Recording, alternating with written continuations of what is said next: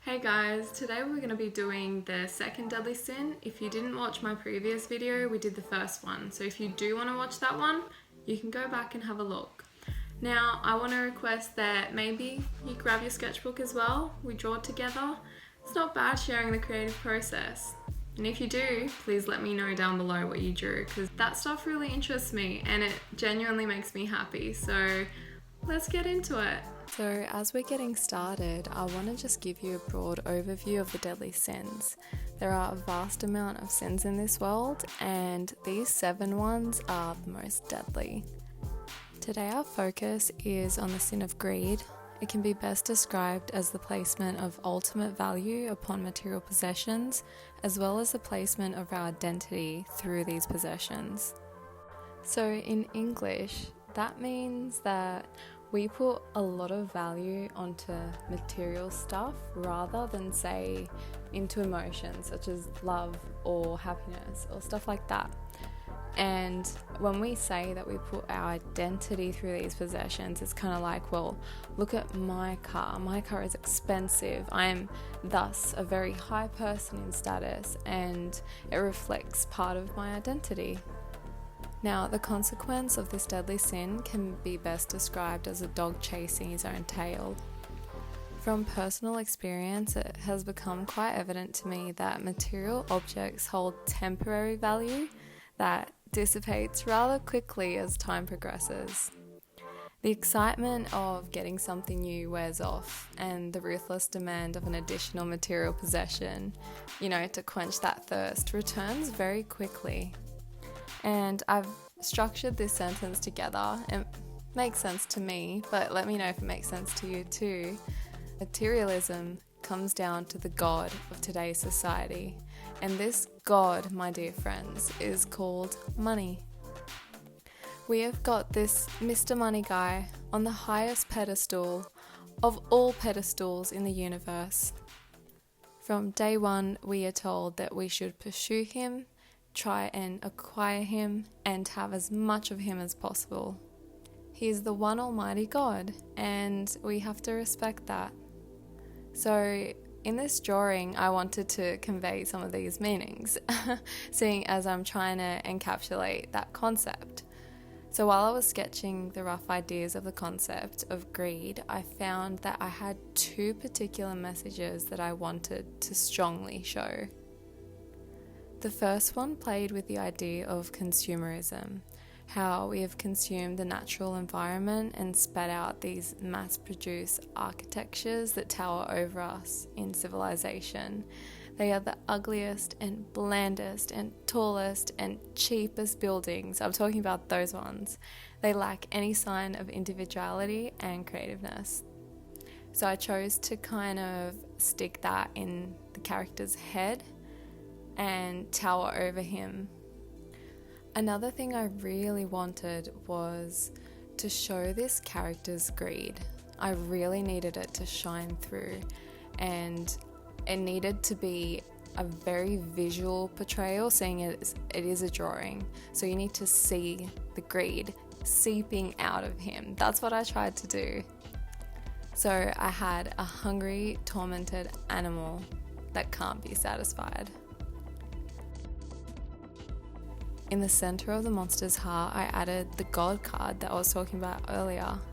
Scarred on his heart lays a beautiful $sign exposed to us all to see that mark that controls all our lives.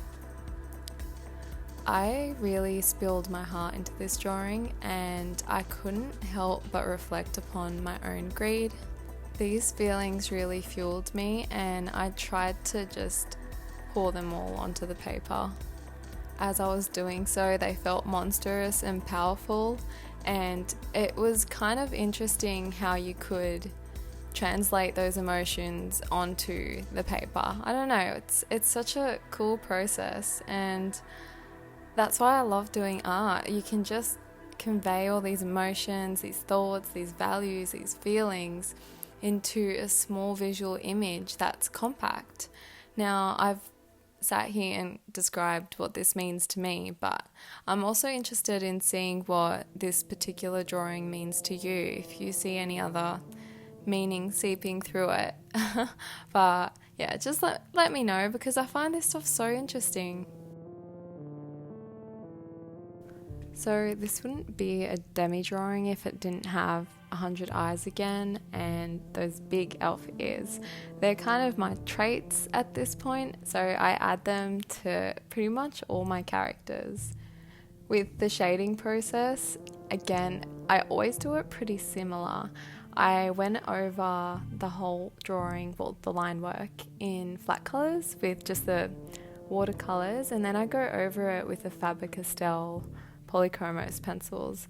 Now, these pencils are an absolute dream for shading. They are very good at it, so I go ham with it pretty much. Get the dark colour, then put the lighter one on top, and it makes this really smooth surface. I wish you could see it in real life. It's just so smooth. It doesn't even look like a pencil has done it. But unfortunately, the pencil covers up all the line work. So I have to do the line work 2 times. Well, I guess it's 3 times with the sketch. But it's definitely worth it. I have a confession to make. Colours are a new thing that I've been using. I normally stick to just plain pen, or the charcoals are just black and white. But colour is something that I was not comfortable with up until recently. Now, that probably is why I didn't choose to use many colours in this drawing, as I'm still really trying to get comfortable with it, but it's definitely been fun to experiment, and I'm willing to use a lot more in the future, so you guys can follow me on that journey where I get more comfortable with things like that. For the background, I chose to incorporate the colour red. I really wanted the energy of this character to just, as I said earlier, seep through, and that vile red colour really hits it for me. No, I was happy with it, and I just blended it in with a gradient of black too. That's a different process again, experimentation happening. I normally just do black, as you can kind of see the drawing next to this one, but I definitely enjoyed adding that red in. I think it had a really cool effect. So this camera angle is fun as it's far away, however I want to give you a closer look at the final image, and I hope you like it.